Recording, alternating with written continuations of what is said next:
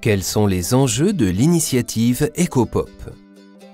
Jusqu'à présent, le nombre de personnes autorisées à immigrer en Suisse par an n'était pas fixé. Le nombre d'immigrants dépend notamment du marché du travail. Plus il y a de places de travail, plus grand est le nombre d'immigrants venant travailler en Suisse. Le 9 février 2014, les Suisses ont accepté l'initiative contre l'immigration de masse. Le Conseil fédéral met actuellement au point une proposition portant sur l'application de cette initiative. Qu'est-ce qui changerait? L'acceptation de l'initiative EcoPop donnerait lieu au changement suivant. L'accroissement de la population résidente permanente en Suisse attribuable à l'immigration ne devrait pas excéder en moyenne 0,2% par année. Cela représenterait aujourd'hui une immigration nette d'environ 17 000 personnes par an. L'initiative fixe ainsi une limite supérieure annuelle au nombre de personnes autorisées à immigrer en Suisse. L'initiative EcoPop souhaite d'autre part freiner la croissance démographique dans les pays en développement. Pour cela, la Suisse devrait investir 10% de son budget à disposition pour l'aide au développement dans la planification familiale volontaire, par exemple dans l'éducation sexuelle et l'accès à la contraception. Quels sont les arguments des partisans?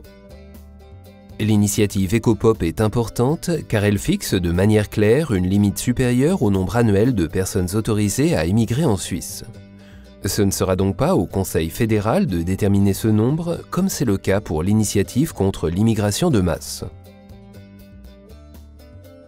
L'immigration doit être freinée, faute de quoi on risque peu à peu de manquer de place en Suisse et l'environnement sera de plus en plus pollué.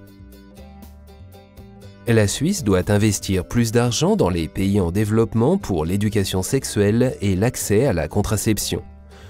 Ce n'est qu'ainsi que les grossesses non désirées pourront être évitées et que la croissance démographique dans les pays en développement pourra être stoppée. Quels sont les arguments des opposants? Les relations avec l'Union européenne sont déjà tendues. L'initiative EcoPop aggraverait la situation car la Suisse ne pourrait ainsi respecter les règles en vigueur. En raison de la limite supérieure fixée par l'initiative EcoPop, l'économie suisse ne pourrait plus embaucher assez de travailleurs étrangers. Il nous manquerait alors beaucoup de spécialistes, par exemple dans les hôpitaux ou dans la construction. L'initiative EcoPop n'atteindrait aucun de ces objectifs. Les modifications proposées n'offrent par exemple pas de solution aux problèmes environnementaux. Si tu souhaites que l'initiative EcoPop soit acceptée, vote oui. Si tu souhaites qu'elle soit refusée, vote non.